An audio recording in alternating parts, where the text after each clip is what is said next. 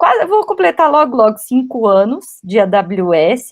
Eu entrei na AWS como instrutora técnica dos cursos da grade oficial, fiquei 1 ano e meio, e depois eu mudei para a área de arquitetura, e eu, majoritariamente, trabalhei com empresas, como está ali no meu descritivo, que a gente chama de enterprise, que são as empresas maiores, que já tem aí um corpo, normalmente já tem data center, já tem uma história gigante, e o meu foco acabou sendo nesse tipo de empresa.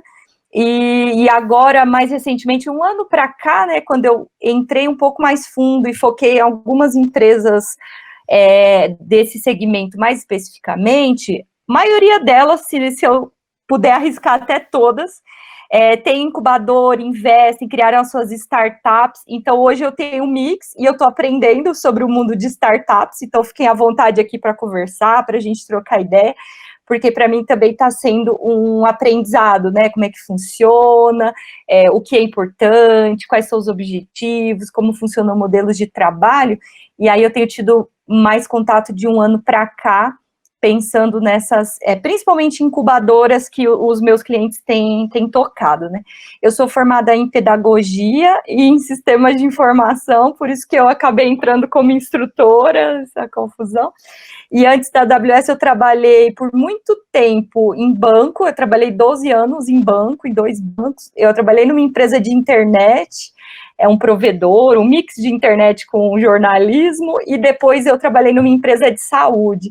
E a minha formação, até para explicar o que o arquiteto de soluções na AWS faz, é muito generalista. Então, eu fui de fábrica de software, eu desenvolvi, fui de área de arquitetura, governança, suporte, fiz um pouquinho de um montão de coisa, e é um pouco disso que forma o background do arquiteto de soluções, principalmente na AWS, né?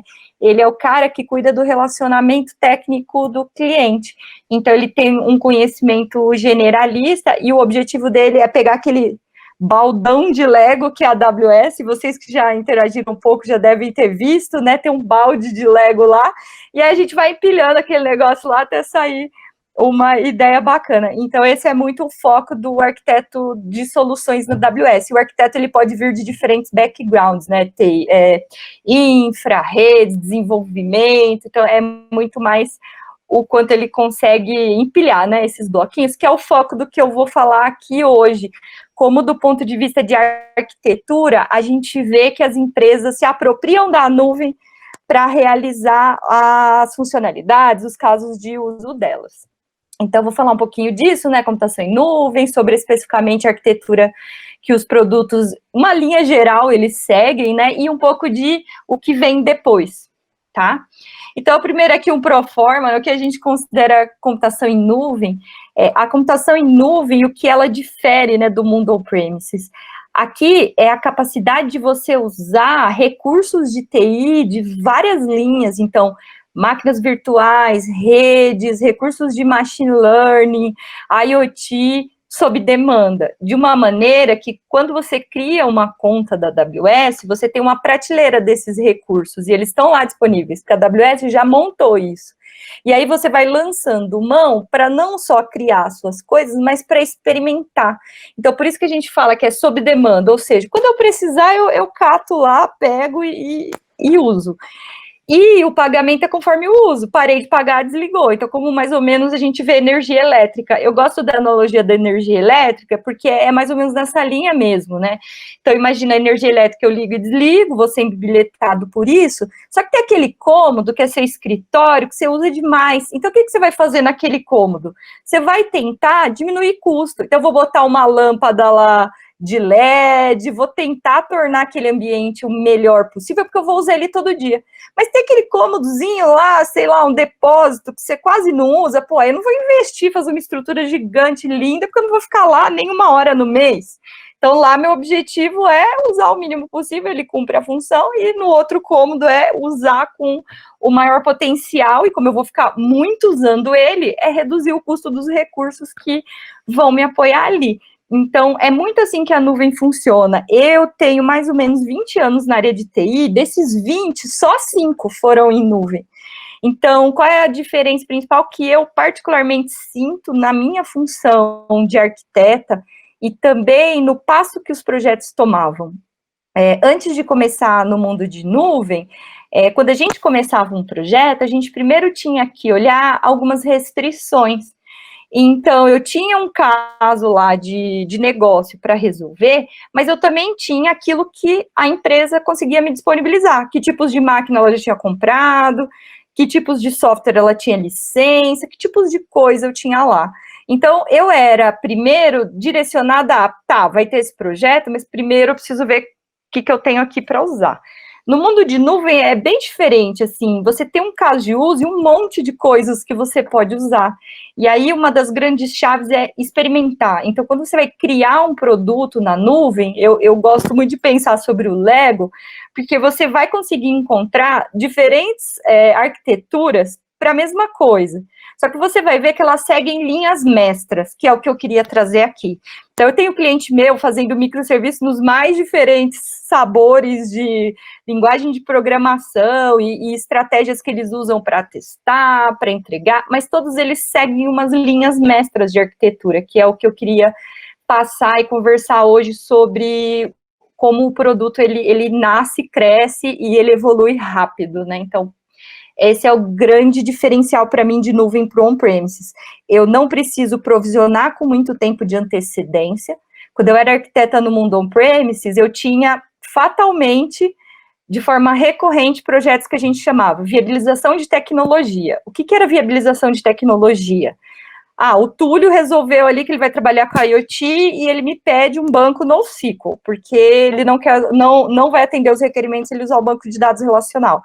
Aí, quando eu estava no mundo on-premise, eu falava, bacana, legal, mas calma aí, peraí, deixa eu ver se tem máquina, quem é que instala esse treco, e suporte tá ok ali para lidar com esse cara, e tem gente que desenvolve. Então, a gente tinha projetos de 4, 6 meses, 1 ano para viabilizar uma tecnologia.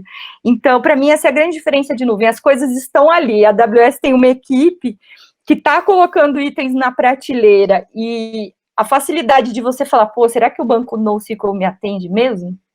Ela é maior, você tira o treco de lá, testa, vê se é aquilo mesmo e segue em frente. Então, é a grande quebra que nuvem trouxe na minha vida. Falando especificamente de AWS, eu trouxe aqui as grandes linhas, né, de serviços que a gente tem.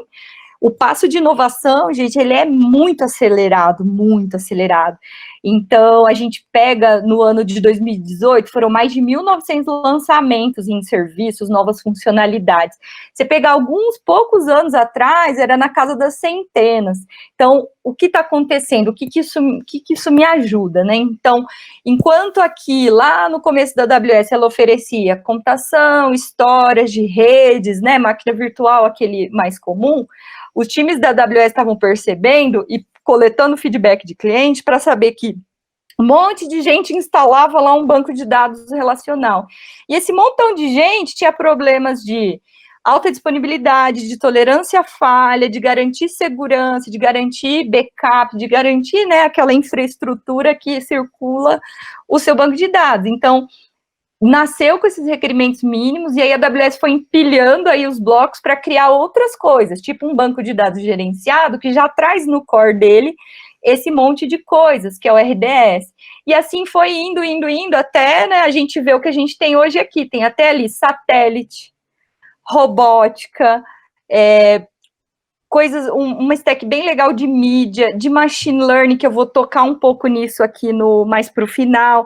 A IoT tem um set bem legal de ferramentas, e a gente tem cases bem importantes, né, sobre a IoT. Um que saiu recentemente na mídia foi a indústria conectada que a Volkswagen está criando em parceria com a AWS, então é algo que vocês conseguem encontrar facilmente, né, foi anunciado há pouco tempo, e é a isso que vocês estão expostos quando a gente fala que eu tenho um conjunto de recursos sob demanda, uma prateleira, as coisas estão rolando ali, os serviços estão aumentando enquanto eu estou estudando, e quando a necessidade surgir, você lança a mão e começa a usar.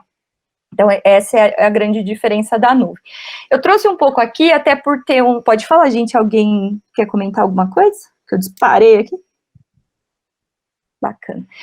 Eu trouxe um pouco aqui pelo grupo Semisto, mais para poder contextualizar e até para trazer isso, né? Eu também fiz a minha migração para a nuvem, eu tenho muito mais tempo on-premises do que na nuvem, então senti muito isso também na minha evolução de carreira. O Túlio, eu acho que comentou com relação à atratividade de profissionais, e isso é uma coisa que tem sido bem interessante quando a gente faz eventos, as empresas querem participar, querem gravar os vídeos, porque elas associam o uso de nuvem como um diferencial para atrair as pessoas que elas querem atrair. E isso é muito importante para o segmento de startups, né? Então, se a gente olhar lá no Stack Overflow, até as pesquisas que eles têm, quais são as tecnologias mais procuradas, mais amadas, vocês vão ver que nuvem, ele está ali nos top do que as pessoas, os desenvolvedores têm procurado. Então, a gente começa lá atrás, né, com servidores físicos em data centers. Então, eu vivi essa experiência com o Internet Banking, por exemplo. A gente tinha centenas de servidores físicos instalados e eles eram centenas para que tivesse não só tolerância à falha, mas aguentasse sazonalidade. Então, como é que a gente fazia? Os servidores físicos estavam lá, você tinha que prever crescimento, prever compra de servidor, e aí aquelas máquinas que a gente comprava, né, ela com o tempo, a característica e as funcionalidades da aplicação iam aumentando, aí a gente tem que pensar em renovação. E aí, depois isso foi progredindo para os ambientes também on-premises, mas já virtualizados. Então, com a virtualização, você tinha um dinamismo maior, né, para criar suas máquinas virtuais e a possibilidade de fazer uma acomodação e um melhor uso das máquinas físicas. Então, se a sua máquina física tem X CPU, X ali de memória, você consegue, usando ali as máquinas virtuais, fazer um share dessa capacidade real física, virtualizando a sua camada de máquinas virtuais. Então, isso foi um avanço bem legal. E até a camada de virtualização, ela também evoluiu para virtualização de storage, de redes, para que você consiga aplicar de uma maneira um pouco mais flexível mudanças, alterações e crescer o seu ambiente. Então, até essa camada de virtualizações foi evoluindo. E aí vem a nuvem. Então, o que é a nuvem? É também um montão lá de servidores virtuais. Qual a diferença do seu virtualizador on-premises lá acomodadinho, você trabalhando com ele, com os servidores em nuvem? Primeiro, a responsabilidade compartilhada que a nuvem tem. Então, a AWS, ela é responsável pela segurança e pela gestão do ambiente de nuvem. Então, tudo que está do virtualizador para baixo é com a AWS. Então, o último nível que você vai se preocupar é com o sistema operacional das máquinas virtuais para cima. Então, é dali para cima que você vai se preocupar com gestão, com manter esse ambiente. Dali para baixo, energia elétrica, segurança de data center, a segurança dos endpoints de API que sustentam o serviço, elas são, no modelo de responsabilidade compartilhada, a segurança da nuvem. A partir do momento que você liga uma máquina virtual, instala coisas ali dentro, você também tem o seu passo ali de responsabilidade que é administrar dali para cima. Então, quanto que você está mantendo esse ambiente resiliente, seguro, que entra já ali no tópico de desenvolvimento de produto.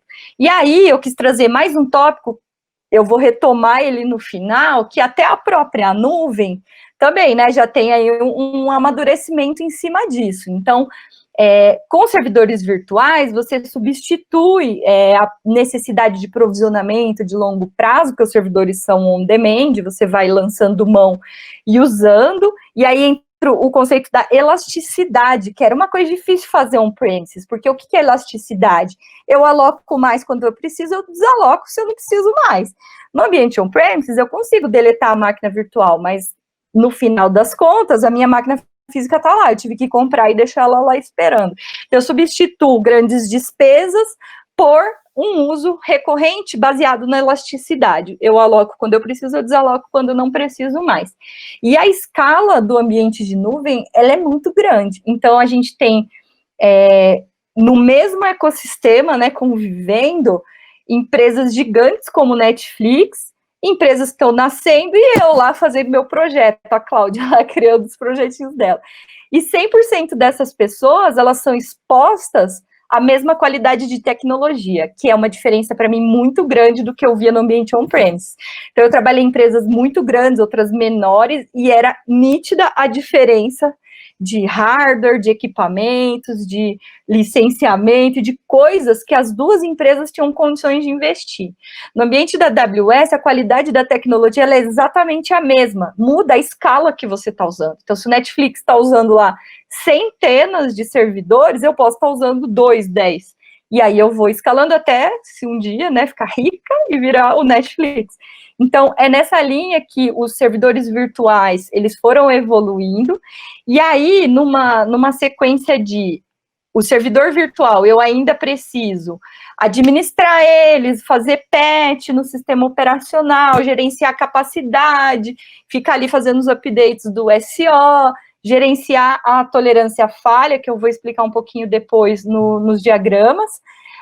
As pessoas falaram, pô, quebra essa, né, faz isso aí para mim, porque eu queria mesmo, era me preocupar com o código.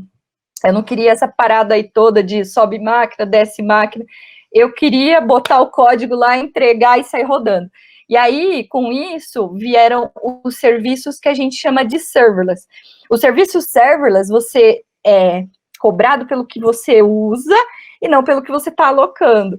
Então, o que isso quer dizer? Se eu aloco uma máquina lá média, uma máquina grande, eu aloquei, estou pagando conforme o uso, mas não quer dizer que seu software está usando de maneira full. Tem várias ferramentas no ambiente da AWS para você fazer o que a gente chama de right sizing, né? Que até o Trusted Advisor, que é uma ferramentinha da AWS, fala, olha, essas máquinas aqui estou vendo que estão super dimensionadas, você está usando pouco, dá para você reduzir.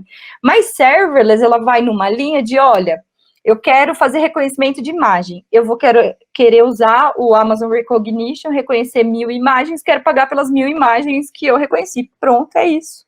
É isso que eu quero. Então, o serverless vem numa linha de pagar realmente conforme você usa e agilizar o provisionamento daquilo que está entre o código e o sistema operacional. Então, é isso que ele tenta trazer.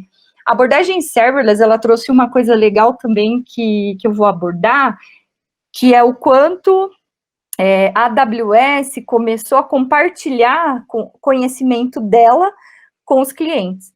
Então, isso a gente vê muito nítido no serviço de machine learning. A Amazon como um todo, incluindo a AWS, é uma empresa que usa muito machine learning. Então, se você for olhar lá os fulfillment centers da Amazon, a operação dela é muito feita em cima disso, né, em cima de algoritmos de machine learning. Então, tem um exemplo clássico, que os fulfillment centers ao redor dos Estados Unidos, por exemplo, eles abrem pedido um para o outro, porque um percebe que tem um produto que o outro ali daqui a pouco vai precisar, então um já abre o pedido e joga para o outro. Então, isso são coisas que a AWS aprendeu muito a lidar, e aí, hoje, dentro da AWS, o set de produtos de machine learning é muito importante, então é uma das coisas que a gente mais conversa hoje com os clientes, e eu vou mostrar um pouquinho para frente. Então, quando você vai desenvolver o seu produto, eu quis trazer aqui 2 casos para mostrar para vocês. Um deles é o da Amazon, eu também vou usar ele para puxar um outro, porque eu primeiro gosto muito da plataforma, que é o iFood, e é um caso nosso.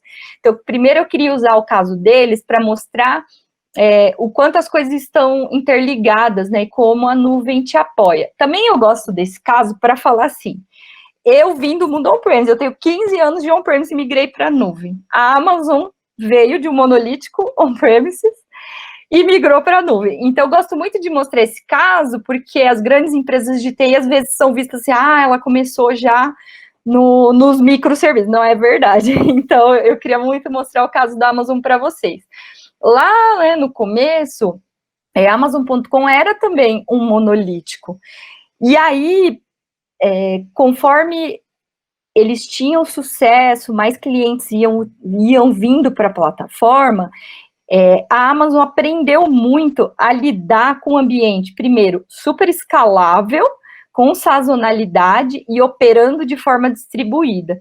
Quando isso aconteceu, foi um dos gatilhos para que a nuvem, por exemplo, fosse criada dentro da AWS. Por quê? Aqui dentro a gente tem uns mecanismos de poder dar ideia e poder alavancar coisas diferentes. E foi justamente o que aconteceu com o Nuvem. Lá, depois daquele aprendizado enorme que eles tiveram gerenciando essa plataforma altamente escalável, distribuída, eles perceberam que eles poderiam contribuir com outros negócios oferecendo a mesma expertise. Foi daí que alguém aqui deu uma ideia. Um dos primeiros foi o Andy Jassy, que hoje ele está na AWS, e aí houve essa ideia, vamos tentar fazer isso, vamos oferecer isso como serviço que a gente aprendeu.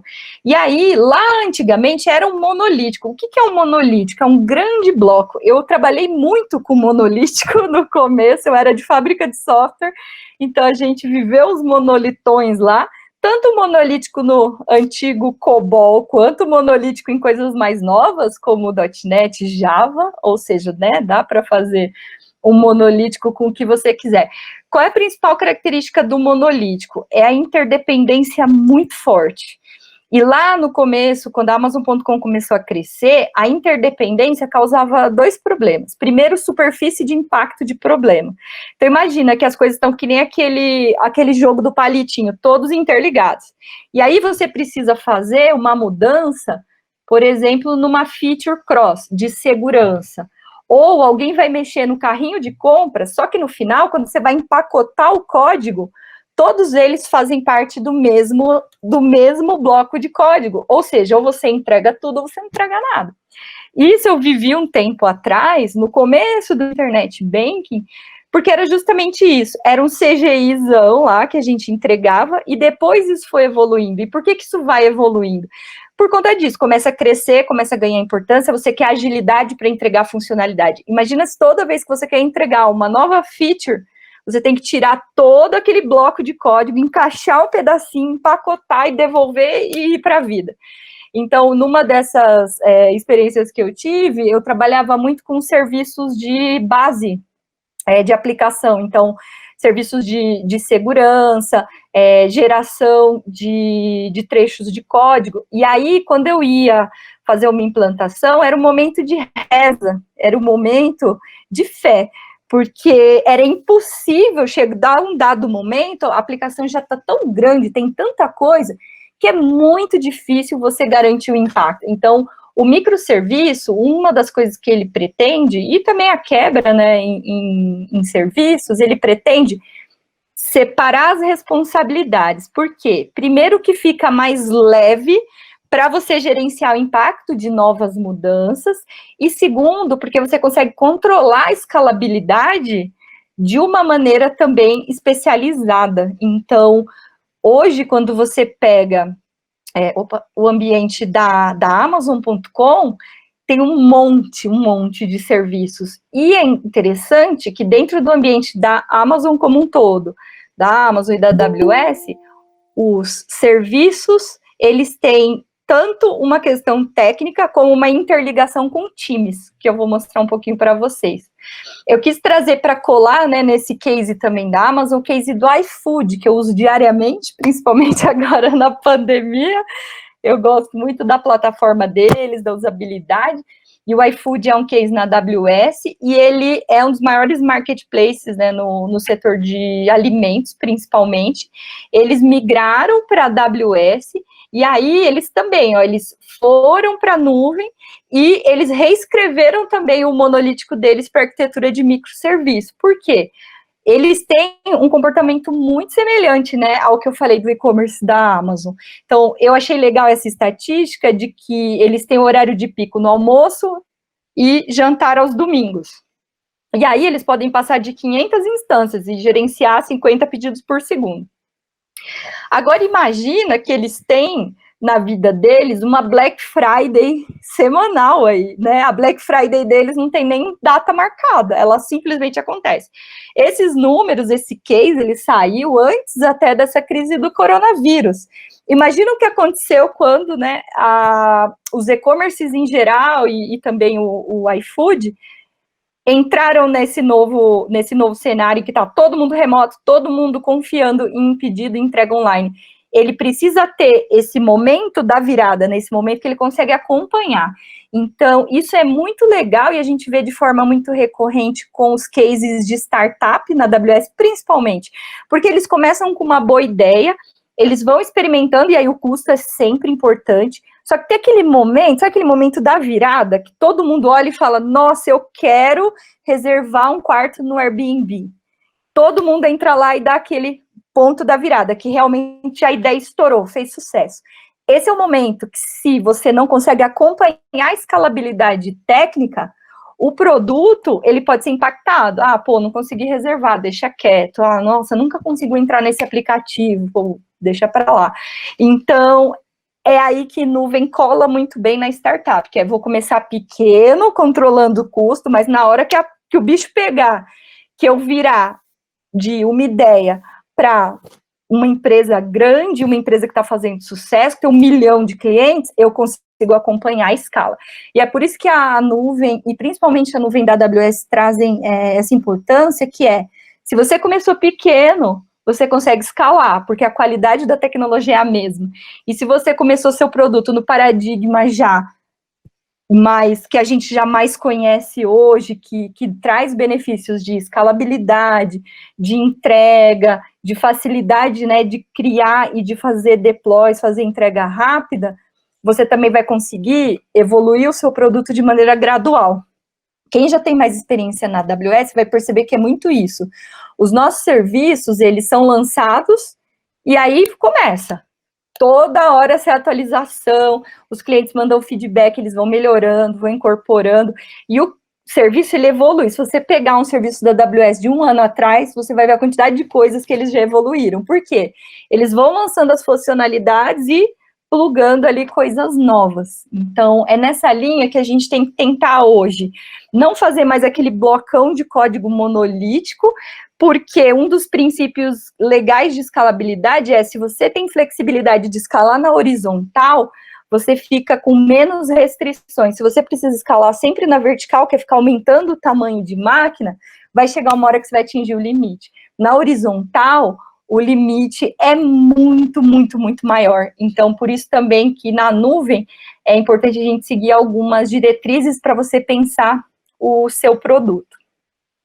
Aqui eu tirei um print screen aqui da minha tela da Amazon.com.br para falar um pouco como, então, esses microserviços se traduzem quando a gente olha o e-commerce, o portal da Amazon. Então, cada pedacinho que a gente vê, ela se traduz não só no microserviço, mas num time que está atrás ajudando, evoluindo, dando manutenção. Dentro da AWS, a gente, e da Amazon também, a gente tem o princípio de, se você fez, você roda, você mantém. Então, é o famoso you build it, you run it. Então, o que a gente tem aqui? Cada pedacinho, o portal todo, ele é composto de vários pedacinhos. Então, se a gente pegar o mapa de microserviços que a AWS tem, ele é gigante. O que isso, no fim das contas, me ajuda, né? Então, imagina que eu tive uma ideia incrível lá, resolvi aqui que eu vou alterar alguma coisa no carrinho de compra. E acontece, né, gente? Tem um monte de desenvolvedor aqui, às vezes dá aquela zica, né? Às vezes a gente faz uma coisinha errada, às vezes acontece alguma coisa ruim. Então, se a Cláudia fez alguma coisa e tirou o serviço de carrinho do ar, nada vai impedir que ela use a ferramenta de busca, ou que ela veja as ofertas do dia, que ela veja a recomendação, porque você criou blocos de funcionalidade bem definidos e bem distribuídos. Então, se a gente olha ali do ponto de vista de negócio, esse é um grande benefício, né? Eu consigo manter as minhas funcionalidades íntegras, e aí eu aumento, né, o subset de coisas que eu tenho no meu portal, por exemplo, e consigo controlar de uma maneira mais independente. Aí eu quis trazer uma coisa que eu acho muito legal do que eu conheci depois que eu entrei aqui, que eu não conhecia muito bem antes. Nessa linha evolutiva dos monolitos da AWS e da Amazon.com, eles tinham aquela aplicação zona monolítica e quebraram. Ah, bacana, né? A gente vai fazer manutenção de maneira separada, vai escalar de uma maneira especialista cada serviço. Só que aí caíram já em outras questões, que mas e os times que sustentam? Como é que a gente vai fazer? Porque a gente não pode afunilar, a gente desafunilou do código, mas a gente não pode afunilar nas pessoas. E aí foi criado esse conceito dos two pizza teams. O que eles são? São grupos que ajudam a calibrar o tamanho do trabalho. Então, a gente brinca que são two pizza teams, porque é um time que dá para se alimentar com umas 2 pizzas. Isso é meio polêmico, né? Porque eu tenho uma capacidade grande uma elasticidade grande sobre esse assunto de comer pizza. Então, não sei se 2 seriam suficientes, mas tudo bem, seria um time que você sustenta com 2 pizzas, ou seja, ele não pode ficar gigante. Então, quando os times na AWS e na Amazon começam a ficar grandes, eles olham e falam, pera, tem alguma coisa ali que está rolando. Esse microserviço, ou ele está ficando grande demais, ou seja, alguém está adicionando coisas nele que não são do contexto dele, alguma coisa ali está acontecendo. E aí eles olham e falam, não, peraí, deixa eu quebrar. Um exemplo disso, tinha um colega que trabalhava em time de serviço, eles mantinham um dos serviços da AWS, ele era desenvolvedor, e aí eles começaram a gerar alguns logs, né, fazer alguns painéis, e aí o time começou a inchar. Então eles olharam e falaram, não, calma, isso aqui está tomando importância, então deixa eu fatiar, isso aqui é uma preocupação. Vocês gerenciam a parte de front-end do serviço, vocês não são responsáveis por log. Vou criar um time que vai cuidar disso. Então, os times dentro aqui do grupo, eles são muito dinâmicos e eles crescem de um jeito orgânico. E uma coisa calibra a outra. Por quê? Para eu ser ágil e conseguir fazer as entregas, os times têm o escopo ali do serviço bem definido e um acaba equilibrando o outro. Isso tudo é acompanhado pelas ferramentas do ciclo de vida de entrega de código, porque lembra que eu falei que, a gente pode errar, né? O desenvolvedor, às vezes, faz uma coisinha errada. E aí, se você tem um ciclo de vida automatizado, você consegue fazer testes automáticos, você consegue, de uma maneira mais fácil, controlar, não só garantir que as coisas entrem sem problemas, mas se tiverem problemas, ter uma reação rápida para resolver isso. Então, esses 3 pilares, eles foram sendo calibrados na linha do tempo da Amazon.com. Então, o grande monolítico com os grandes times, eles também foram sendo separados em funcionalidades bem definidas, que fazem trabalhos bem específicos, com o time que sustenta eles com as ferramentas que ajudam a desenvolver, empacotar e entregar no final como uma funcionalidade para o cliente. Aqui eu trouxe umas coisas para tentar ilustrar o que eu estou falando, que seria o que eu quero fazer. Então, eu quero que eu tenha um tempo menor com entregas mais frequentes. Então, de maneira incremental, você vai adicionando coisas, testando e entregando, do que fazer um grande pacotão que você entrega de vez em quando. Quando eu comecei a desenvolver, aí 200 anos atrás, né, uma das minhas primeiras experiências foi exatamente assim. A gente tinha entregas de software que eram mensais. Então, na hora ali da entrega, a gente ficava olhando para a tela do tipo, seja o que Deus quiser, né? A gente vai entregar um mês de gente trabalhando num único pacote. Então, lá no começo era isso que acontecia. Então, a ideia e essas transformações, elas foram vindo para você fazer incrementos menores, mais recorrentes e independentes. Como que isso se traduz, no fim das contas, dentro do ambiente da Amazon? Isso aqui é um número da Amazon.com, de 2014.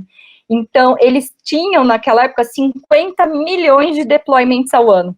O que isso significa, esses 50 milhões? Correções que ele coloca rápido lá no portal, você identificou um problema, eles colocam rápido, funcionalidades novas, produtos novos, que se você pegar a linha de evolução da Amazon, muitos serviços foram sendo agregados, o Prime agregou coisa pra caramba nesse tempo, vídeo, música, a gente tem o Kindle, tem o Amazon Prime Video, o Amazon Fresh nos Estados Unidos, um monte de coisa que foi nascendo. Então, toda essa estrutura, ela implica em você conseguir fazer as coisas mais rápido e melhor. Então, são 50 milhões de deployments ao ano que eles conseguem fazer. Então, se você contar aí por minuto, dá o quê? Uns 90. Então, é isso que se traduz essa arquitetura de microserviços. Então, na minha experiência lá atrás, a gente entregava um pacotão uma vez por mês, e aí, né, 12 entregas no ano de coisas muito grandes que poderiam ter um problema grande, e se algum problema naquele pacote acontecesse, você voltava tudo para trás. Então, se a Isa e o Túlio fizeram o trabalho deles direitinho lá, e eu eventualmente injetei algum problema, ok, a gente está no mesmo pacote de entrega, vamos voltar todo mundo para trás, até que a Cláudia corrija. Então, como que a gente vai fazer isso agora, entrando um pouco mais no tópico de princípios de arquitetura que são importantes para você orientar o seu desenvolvimento de produto? Primeiro, a gente pensa grande. Então, a primeira coisa que a gente fala é, vamos pensar grande. Então, eu estou começando aqui com a minha ideia, mas eu tenho que ter em mente que a hora que o negócio explodir, eu tenho que seguir, eu tenho que segurar o tranco. Mas eu posso começar pequeno. Então, eu penso grande, mas começo pequeno. E eu movo rápido. Então, esse é o princípio por trás de criar um produto na plataforma de nuvem. O que é pensar grande? É preparar a sua arquitetura para aguentar o tranco. O que é começar pequeno? Os recursos mínimos, mas os mínimos que atendam bem o princípio de arquitetura que vai fazer você conseguir crescer rápido. E mova rápido, que são os incrementos. Isso você consegue se aproveitar da capacidade on-demand que a nuvem tem, e do passo de inovação também. Então, eu queria fazer agora um passo a passo, se alguém quiser perguntar alguma coisa aqui também, fica à vontade. Vou fazer um passo a passo para mostrar para vocês um caminho típico, pode falar. Rapidamente, você falou 3 vezes o nome Túlio, você vai pagar 3 pizzas, tá? Opa! É um detalhe importante na sua fala, tá? Só para você ter ideia, nós conseguimos, 8 horas eu recebi uma ligação de um requisito de acesso. Às 9 horas eu estava com acesso à necessidade do cliente. Às 10 eu desenvolvi a aplicação. Às 11 eu fiz o deploy e 1 hora já estava o painel montado para o cliente, tá? Simples assim. Usando a nuvem. Amazon. Isso me faz lembrar uma coisa, Túlio. Você me fez lembrar uma coisa agora. Eu lembro quando eu era desenvolvedora, eu estava saindo da fábrica de software, ia ter um projeto que eu precisava adicionar um link no portal de algo que já existia, mas eu precisava fazer uma mudança, adicionar um link, um jeito novo de chamar. Aí eu me lembro que chegou um moço da área de negócio, que era o que estava pedindo a alteração, e ele falou assim para mim, putz, Cláudia, caraca, você é ruim, hein? Você leva 1 semana para fazer o link? Caraca, aquilo me chocou tanto que eu olhei para ele e falei, poxa, assim, o link eu fiz em 15 minutos, fiz ali a caixinha, mas eu tenho que esperar até sexta para implantar, porque a janela é sexta. Aí ele me olhou do tipo, nossa, só vejo desculpas. Então é bem o que você falou mesmo, a grande diferença, né, de você ter recursos na mão, on demand. Então, se você recebeu a requisição, você tem os recursos na mão, você consegue agir rápido, os recursos estão ali na nuvem, né? É só você empilhar, montar ali o seu produto e começar. Então, é bem essa diferença mesmo, é o poder que a gente sente de poder fazer as coisas. Do ponto de vista de profissional, eu também vejo uma diferença muito grande, porque no meu mundo on-premises, a gente dependia de algumas ferramentas que normalmente não tinham muita documentação na internet. Então, a gente tinha que esperar o projeto começar, o acordo ser fechado, a licença ser comprada, para então a gente poder ter acesso ao manual. A aprendizagem no ambiente de nuvem, ela é muito constante. Então, sei lá, eu acho que eu precisava usar aqui um NoSQL, mas não tenho certeza. Cata lá o negócio, começa a montar e vê se é isso mesmo que você quer. Se não for, zero problema, né? Desliga e segue em frente. Eu queria trazer aqui, gente, um exemplo que ele, para mim, mostra um pouco das linhas mestras que você segue para começar pequeno, mas pensar grande. Então, quando você vai desenvolver um serviço, de várias maneiras você consegue fazer, né? Consegue comprar um servidor, botar lá, consegue hospedar em N lugares. Mas a diferença de você ter uma plataforma que vai te permitir ser aquele experimento que vira uma startup, que depois vira uma grande empresa, para mim, o que vocês conseguem pensando no mundo de nuvem. Então, eu quero time to market, eu quero otimizar recurso, né, que é grana, eu quero pagar o mínimo possível, quero ter eficiência operacional. E isso se traduz nos princípios que são elasticidade, segurança e alta disponibilidade. O Túlio é meu amigo, né, que eu estou devendo agora 4 pizzas, ele falou sobre segurança, e segurança é muito importante. Então, se você pegar nos princípios de arquitetura da Amazon, a gente fala que segurança é prioridade Zero, assim, é a principal sobre todos. E segurança é uma responsabilidade de todos, né? Do desenvolvedor, não é só do time de segurança que está monitorando. Então, a gente tem que pensar isso desde o berço. Então, um dos princípios que fazem a sua aplicação crescer de maneira controlada e de maneira legal, eficiente e resiliente é você se preocupar com segurança desde o primeiro dia. Então, isso que eu vou mostrar um pouco também. Aqui eu vou dar um exemplo sobre começando e evoluindo, né? Quais são as preocupações que vão aparecendo e o que a gente pode ir fazendo. Então, pensando naquele momento que a gente começa a testar com um usuário, né? Eu estou usando aqui uma Amazon EC2, que é uma Elastic Compute Cloud, que são máquinas virtuais Windows e Linux, e você começa ali com aquela máquina e fala, beleza, rapidinho, eu consigo botar um IP público nela, plugar ali um nome de DNS no Route 53, que seria uma possibilidade de você usar um nome amigável, né, na internet, então claudiacomputing.com, amazon.com, etc., e plugar na sua interface de rede que está expondo um IP público. Quando eu começo com um usuário, estou fazendo um teste, estou trabalhando ali, beleza, né, só que rapidamente isso vira um ponto de falha, porque imagina, eu tenho uma instância, eu tenho só uma instância, eu tenho tudo dentro da mesma instância. Então, algum problema que aconteça em alguma parte da minha aplicação vai carregar todo mundo para o buraco. Então, se eu perder essa instância, eu perdi tudo. 100% dos meus usuários estão ali. E aí a gente já começa a pensar minimamente em, vamos separar as responsabilidades. O que é aplicação web ou o que é a parte do seu microserviço, você separa do banco de dados, porque eles têm características diferentes. Isso te ajuda também do ponto de vista de custo, porque a quantidade de recurso de CPU e memória que você vai usar para um banco de dados, ele é diferente do que você vai precisar usar para uma aplicação web, por exemplo. Então, se eu tiver uma aplicação Java, uma aplicação ali qualquer, eu vou precisar de características diferentes. Então, um banco de dados, ele tem um uso de memória bacana, maior. Então, se a gente pegar essa característica, o que você consegue fazer? Você consegue escolher o tamanho e o tipo de recurso para a instância web e para a instância de banco de dados. Então, você consegue ser especialista, usar a menor quantidade de recursos possível para os dois, porque se você juntar tudo, você vai ter que balizar por cima. Então, a primeira coisa é por recurso, e a segunda coisa é para separar as responsabilidades.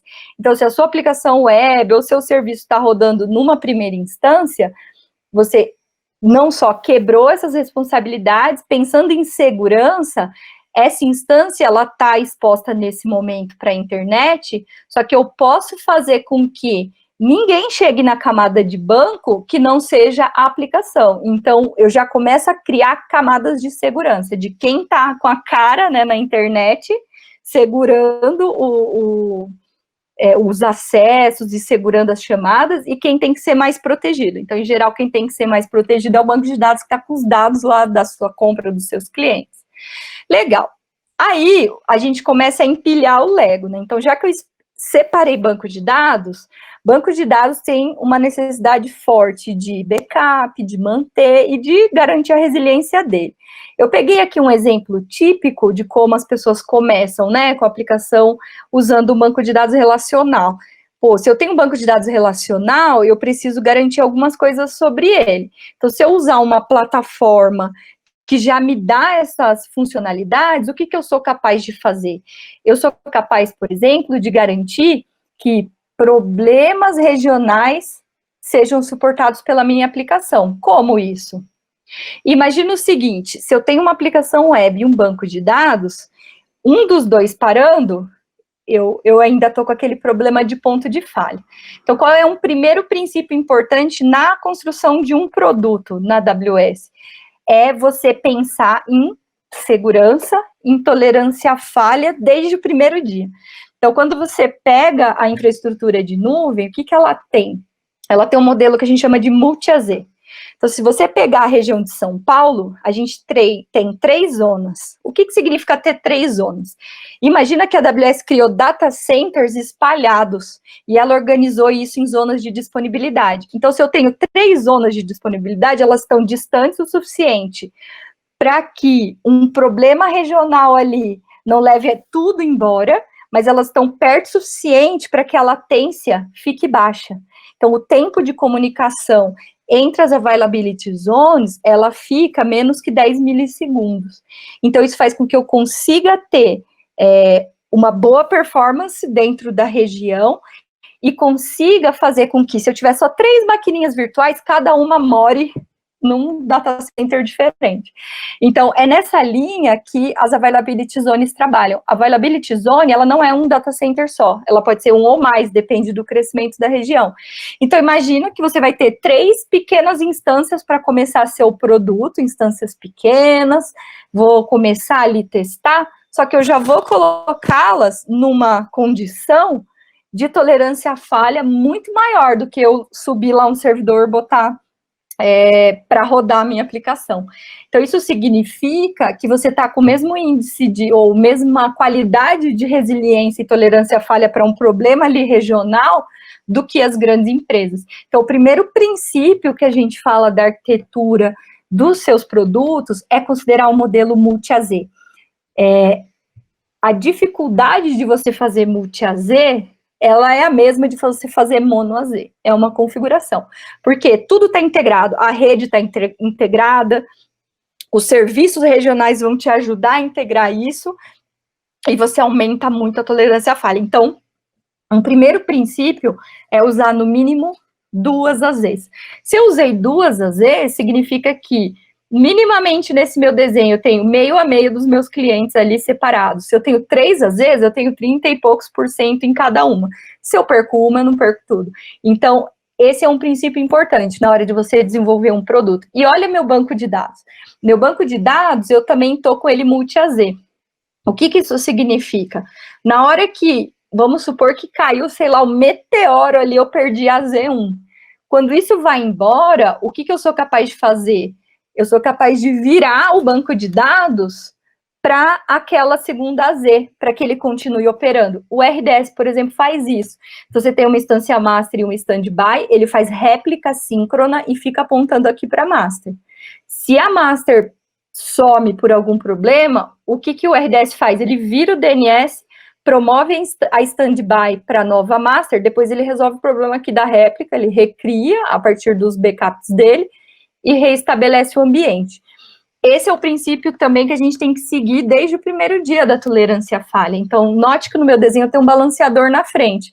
Então, se eu colocar mais instâncias atrás, o balanceador vai distribuir, e com a Route 53 eu estou apontando lá o meu endereço para o balanceador, que já é também um cara, pode ver, que distribui nas regiões e é autoescalável. Então, eu já vou começar a operar e automatizar a reação a incidente. Então, é uma primeira recomendação importante quando você vai montar o seu produto. E aí, beleza, né? Aqui eu cheguei em 1, 10, 100 mil usuários, criei uma arquitetura. Agora a coisa foi, estourou. E quando eu for pensar em um montão de usuários, 500 mil, 1 milhão, como é que eu vou me preparar sobre isso? Aí vem a elasticidade, né, para a jogada. Então, pegando o nosso modelo lá, o exemplo que eu estou usando de base da Amazon.com, esse é um tráfego típico semanal da .com. Então, a gente vê que tem, né, um padrãozinho. Então, se eu pegar a capacidade provisionada versus a utilizada, eu vejo ali claramente algumas zonas de vale. Agora, se eu projeto isso para o mês de novembro, olha o que acontece. Já muda muito, né? Eles provisionariam uma quantidade de recurso, porque eu tenho que esperar lá o evento. Então, eu lembro que o Natal era um evento que a gente sempre ficava olhando, porque o Natal aumentava muito na quantidade de transação financeira, e não era um aumento assim normal, do tipo, vai aumentando. Não, era um horário, um range de horário que todo mundo ia comprar aquelas coisinhas de última hora, na véspera de Natal, e buf, a quantidade de transações subia. Que é o caso do iFood, que eles falaram, na hora do almoço e domingo, é Black Friday ali, rolando o tempo todo. No caso da Amazon.com, tem algumas datas típicas, que são aqueles picos ali em novembro, que é a Black Friday e o Prime Day. O Prime Day são milhões de transações por segundo. Então, imagina se eles tivessem que ter máquina e ficar sustentando isso, o tempo todo, né? Então, o que eu quero com a elasticidade e que vai sustentar aqueles meus 500 mil usuários, mas também eu conseguindo gerenciar os custos, é fazer isso com a minha capacidade de computação, com os meus serviços, quando eu precisar, eu detecto e eu escalo, mas quando eu perceber que eu não preciso mais, eu também vou desalocando, falando, obrigada aí, não quero mais. Então, isso é automação. Então, o segundo princípio importante para vocês considerarem no desenvolvimento de produto é a automação. A plataforma de nuvem é altamente automatizável. Então, tinha aquela brincadeira antigamente, né, que hardware era o que a gente chutava e software era o que a gente xingava. Agora, aqui, tudo você pode automatizar via API. Então, a parte de redes, a parte que seria infraestrutura, né, a criação de VPC, criação de integração, ela também pode ser automatizada, testada e replicada. Então, o segundo princípio que a gente pode adotar na criação do produto é a automação, é deixar as coisas reagirem em automático, isso também tira a carga operacional da sua mão. Vou mostrar um pouquinho sobre isso. E aí vem um cara que é muito famoso, né, que é o autoscaling. Então, pensando naquela nossa arquitetura, tem alguns outros elementos que começam a aparecer. Então, essa arquitetura de referência, ela é muito típica do tipo, aqui eu tenho, lembra que eu falei do modelo multi-AZ? Quando você bota um serviço como esse de auto-scaling, que ele não tem custo adicional, ele cobra pela quantidade de máquinas que ele está lançando, o que ele também faz? Ele olha e fala, legal, a Cláudia está usando 2 ou 3 AZs, eu tenho que manter o equilíbrio. Então, quando ele vai lançar ou matar uma máquina, ele considera isso. Ele fala, peraí, calma, que eu não posso desbalancear as minhas AZs aqui, eu tenho que manter o povo um pouco distribuído. Por quê? Se o meteoro lá cair numa Z, beleza, eu tenho mais uma, eu tenho mais 2. E o que o autoscaling faz quando isso acontece? Imagina que eu tenho, abruptamente eu perdi aqui uma das AZs. Fiz um deploy, deu alguma coisa errada aqui, perdi uma das AZs. O que ele vai perceber? Ele não está conseguindo o balanceador mandar tráfego, ele vai falar, deu ruim aqui. Faz o seguinte, corta esse cara, perdi essa Z, e o autoscaling fala, não, calma, mas eu precisava de 6. Automaticamente ele vai instalar mais 6 instâncias do outro lado. Então, esse é um princípio importante, porque o balanceador, ele é serverless, ele vai autoescalar, e ele é multi-AZ, e ele vai respaldar as suas máquinas virtuais ou seus containers também. Então, quando ele estiver ali, o balanceador comunica com o autoscaling. Então, se o autoscaling matar uma instância, o balanceador corta. Se o balanceador perceber que o health check não está funcionando, ele também fala, vixe, tira esse cara daí e cria outra. Então, um vai se calibrando contra o outro. Pensando aqui em outro aspecto que seria o de segurança, a gente vê aqui pelo menos 3 camadas de segurança. Então, normalmente, uma arquitetura dessa, o seu balanceador fica na internet. Todo o resto fica privado. Por quê? O balanceador, ele tem uma superfície do que ele permite menor, dos protocolos que ele vai aceitar. E aí você bota em cima do balanceador um grupo de segurança que recebe da internet, e a segunda camada de máquinas virtuais só vão receber tráfego vindo dele. Não adianta você tentar acessar essa máquina direto. E mais ainda o banco de dados. O banco de dados nem fala com o balanceador, ele só fala com a camada de instância. Então, segurança em todas as camadas é super importante, uma coisa que você faz desde o início. Tem uma arquitetura de referência que é um executável, é um script dessa arquitetura de referência que está no nosso site. Se vocês procurarem, vou botar até aqui, ó, Quick Start de VPC, vocês vão achar um CloudFormation, que é um script de infra como código, com arquitetura de referência multi-AZ e multicamadas que a gente recomenda, né, para você criar uma VPC. Aqui tem mais alguns elementos que dão bastante resiliência para aplicação e também redução de custo. Vocês estão vendo o S3? O S3 é o Simple Storage Service, é um serviço serverless, autoescalável, que te cobra pelo uso. Tanto quantos objetos e a quantidade de storage que você tem lá dentro, quanto quantidade de requisição. Então, o que a gente normalmente recomenda? Quando você tem suas máquinas virtuais, você tem os volumes, né, de storage SSD, por exemplo, atrelados a ela. Se você usar, por exemplo, vídeos ou arquivos estáticos, coisas que você quer distribuir no seu disco ou no seu banco de dados, volume SSD, ele tem um valor maior do que a quantidade de storage do S3.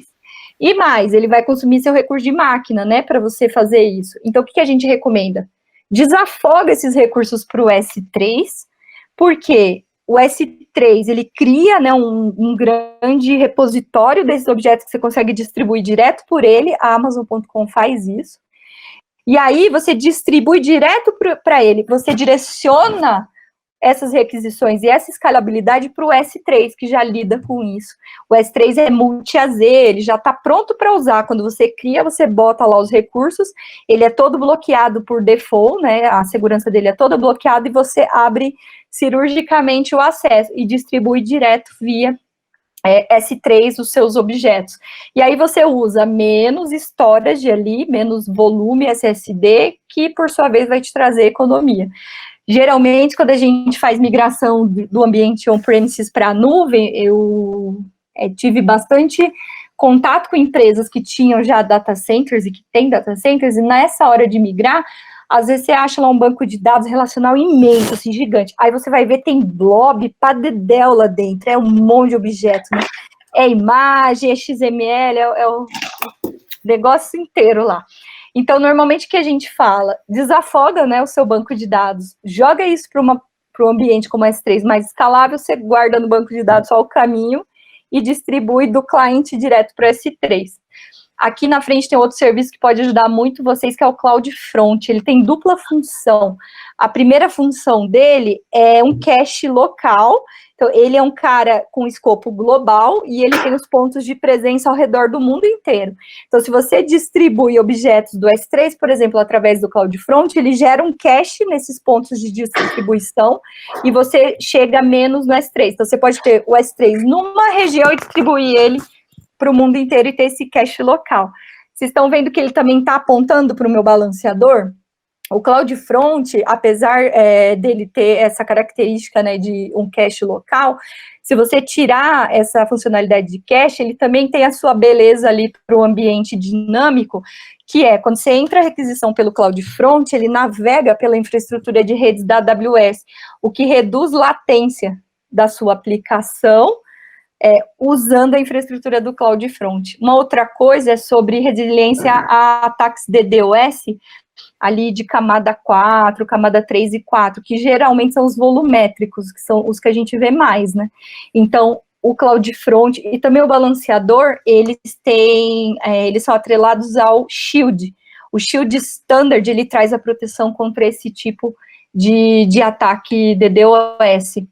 Então, aqui a gente tem esse contexto, e eu queria a última coisa aqui destacar, que é o dado, ele tem características diferentes. E aí existem repositórios de dados especialistas para fazer cada coisa. Então, a gente tem, por exemplo, o DynamoDB, que é um banco um banco NoSQL, o RDS, que tem modelos de banco de dados relacional, o Elastic Cache, que te dá opções de Redis e Memcache, para você fazer cache em memória, desafogar o banco de dados, ter uma latência menor.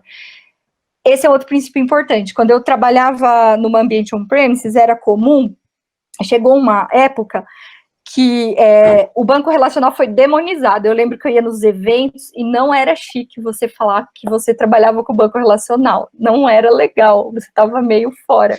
Então, NoSQL, NoSQL. Por quê? Na época, como a gente tinha que viabilizar as tecnologias, o que as pessoas fizeram? Mas colocaram tudo no banco relacional, né? Colocaram de tudo dentro do relacional. E aí esperavam ainda que ele performasse. Então, o banco relacional ficou muito demonizado por isso. Mas eu queria muito indicar para vocês olharem que cada coisa tem a sua função. Então, enquanto o banco de dados ele te traz integridade do dado, ele representa, o modelo dele representa o dado e como ele se relaciona, ele tem uma característica de manter, né, o dado consistente, de manter essa integridade referencial entre os dados. Ao passo que um Dynamo, por exemplo, é um banco de dados NoSQL, que ele se orienta mais a como você vai consumir o dado. Então, ele não tem um esquema forte, ele tem as chaves e você vai mandando os JSONs para ele, ele vai empilhando. Então, ele tem muito mais foco em velocidade, agilidade, baixa latência e em padrão de consumo do que o banco de dados relacional. Então, ali você pode colocar cada funcionalidade, a melhor coisa, no seu melhor banco de dados ou até no seu melhor repositório.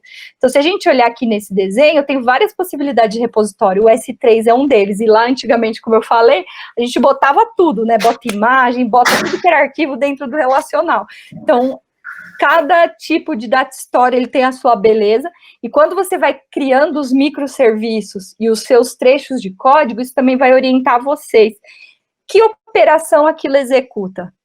Então, eu nunca mais esqueço também, uma vez que a gente precisava, a área de negócio mudou um requisito, que o nosso portal ele precisava variar conforme o perfil do cliente. Então, mudava um pouco a disposição, as cores, e aí a gente só tinha um relacional para usar.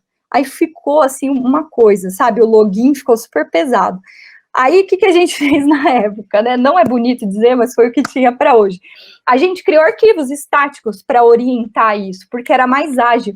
Então, se você pensar no Dynamo, operações que tenham essa característica, é onde ele brilha.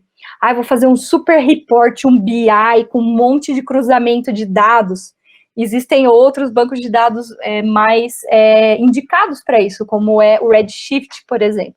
Então, como a gente agora está pensando em funções especializadas, também pense assim para o seu repositório de dados, o que é melhor para cada uma das funcionalidades. Então, isso aqui é uma visão geral. Eu vou caminhar para o encerramento, senão eu vou ficar que nem eu falei, até 3 da manhã aqui, falando. E aí, voltando um pouco no serverless, depois que você fez esse básico, né, que eu vou começar de uma maneira segura, escalável, multi-AZ, pensando em segurança em todas as camadas, pensando que eu posso escalar a qualquer momento, então, como a minha aplicação se comporta se eu colocar mais máquinas no momento que eu preciso, que é o auto-scaling, a gente cai no modelo serverless aqui também. Eu quis trazer essa referência para vocês, que é um exemplo que vocês conseguem testar de uma maneira bem rápida, que é um e-commerce, um exemplo de e-commerce que a gente tem lá no GitHub da AWS. Então, ele mostra algumas funcionalidades do e-commerce e como isso foi mapeado no ambiente serverless. O que muda do que eu mostrei agora para o mundo serverless? No mundo serverless, você não precisa se preocupar com aquela escalabilidade da máquina virtual, você se preocupa com as unidades de código. Então, Lambda apoia muito nisso, porque você define ali o quanto de memória você aloca, entrega o código e ela escala baseado no que ela está percebendo ali que ela precisa. Então, Lambda, você só paga se ela executa, por exemplo. Então, se eu executar 1 milhão de lambdas, eu corro o risco ainda de ficar na free tier, dependendo do tamanho ali que você aloca para ela. Então, aqui é um exemplo de uma arquitetura, de um exemplo, né? Um exemplo de um e-commerce, para vocês darem uma olhada. Se vocês copiarem esse QR Code, vocês vão cair na documentação, vão conseguir ver o script, porque esse ambiente todo ele é criado com script de CloudFormation, que é infra como código. Que é outra recomendação que eu queria dar para vocês. Comece automatizando desde o começo, por mais que a gente fique naquela arquitetura menorzinha. Por quê? Primeiro que você consegue reproduzir. Então, se eu precisar criar um ambiente de desenvolvimento, eu consigo reproduzir. Se der algum problema ao mesmo tempo, eu também consigo subir esse ambiente e testar, por exemplo, a análise forense. Pô, aconteceu alguma coisa, o que será que rolou lá? Peraí, deixa eu subir um ambiente sandbox aqui e investigar. Então, o CloudFormation é legal que ele vai te dar segurança de que a arquitetura de referência que você desenhou, ela executa. Então, você consegue testar a sua arquitetura se você montar ela no CloudFormation. Então, ele serve tanto para documentar quanto para evoluir a infra da mesma maneira que você evolui o código. Então, a gente vê muito o seguinte, o código começa lindo, com pipeline, aquela coisa, beleza. A parte de redes e infra, vou criar na mão. Putz, e aí quando eu tenho que reproduzir o ambiente, eu preciso carregar essas camadas. Então, o CloudFormation e a infra como código ajudam muito vocês nessa linha. Então, eu recomendaria começar desde o começo, seja o Terraform, seja o CloudFormation da AWS, vocês já investirem em começar as coisas. E vocês não começam do zero. Tem um monte de exemplos e versões mesmo de templates que vocês conseguem usar na área de solutions da AWS, o Quick Start VPC é um desses bastante usado, e tem algumas outras arquiteturas lá que vocês conseguem reaproveitar para não partir do zero. Aí, pensando em incremento de funcionalidades, né, para a gente terminar.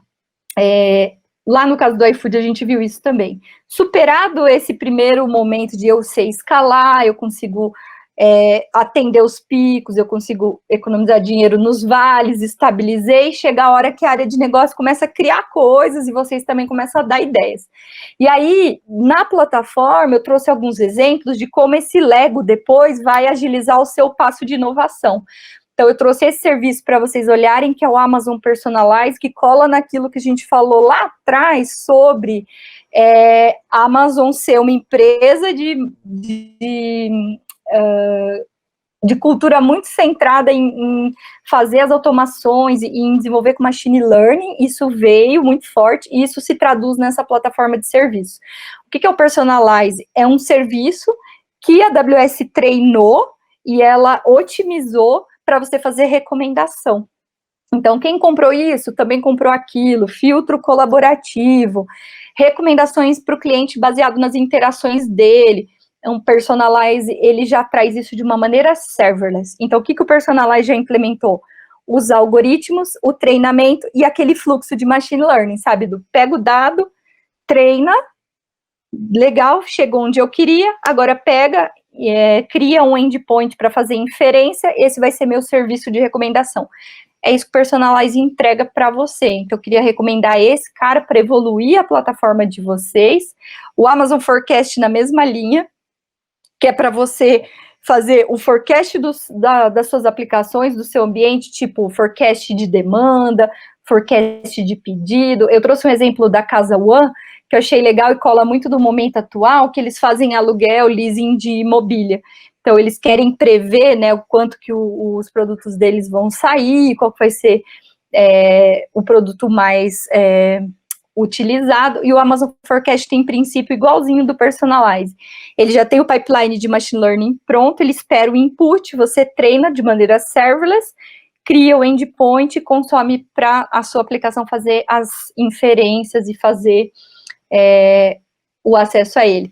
O Rekognition, a mesma coisa, ele é uma plataforma agora já bem grande, que ele é especialista em machine learning para reconhecimento de imagem.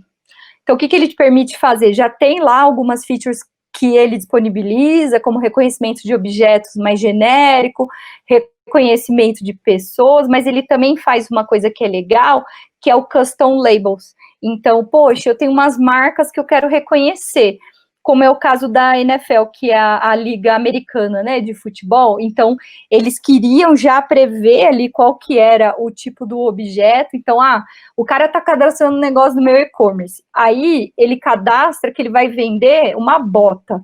Aí, ele põe uma foto lá, sei lá, de uma garrafa.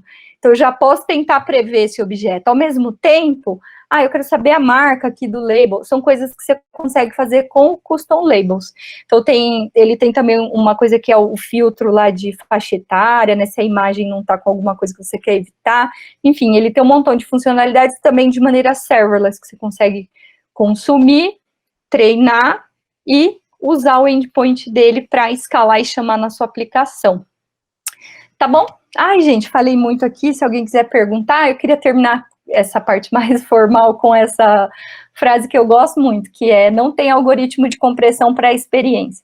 Então, eu uso ela tanto para dizer que a AWS foi pioneira, e a gente tem uma plataforma muito grande, robusta, os cases provam, né, isso. Então, se a gente olhar hoje, você pegar o seu celular e ver os aplicativos que estão rodando, você vai achar ali um monte de clientes da AWS, né, que implementaram as suas coisas. Como também para pensar no nosso algoritmo de compressão de experiência, porque a gente aprende muito usando e testando. Então, essa forma on-demand da nuvem de, ai meu Deus, não sei se isso aqui vai funcionar, sei lá, deixa eu pegar aqui e testar, ela é algo muito importante, porque a gente experimenta ali testando. Então, isso acontece muito com o arquiteto de soluções na AWS, né? A gente tem hoje mais de 170 serviços. Imagina se dá para você memorizar tudo. Então, cada vez que a gente está trabalhando com o cliente, a gente fala: nossa, como é que era mesmo lá que o Rekognition trabalhava? Calma aí, deixa eu ligar ele. Putz, já sei, é assim, valeu, é assim que funciona. Então, ele também traz essa possibilidade da gente aprender e ganhar experiência na plataforma de um jeito rápido, que está na nossa mão ali, pegar o recurso e usar, né? Então, queria deixar aqui essa mensagem. Muito obrigada